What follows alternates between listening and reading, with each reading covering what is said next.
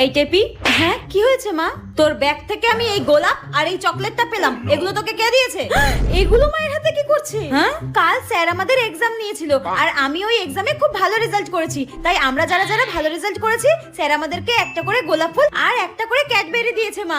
হ্যাঁ, তুই ভালো রেজাল্ট করেছিস বলে স্যার তোকে এই গোলাপ আর এই চকলেটটা দিয়েছে? হ্যাঁ, বাহ। ওই দেখ, বলতে না বলতে তোর স্যার ফোন করেছে। দাঁড়া দাঁড়া, ধরি ধরি। যেখানে বাঘের ভয় সেখানেই সন্ধ্যা হয়। স্যার ফোন করছে কেন? হে ভগবান বাঁচাও। হ্যাঁ স্যার বলুন। টেপি 2 সপ্তাহ ধরে পড়তে আসছে না কেন? টেপি 2 সপ্তাহ ধরে পড়তে যাচ্ছে না?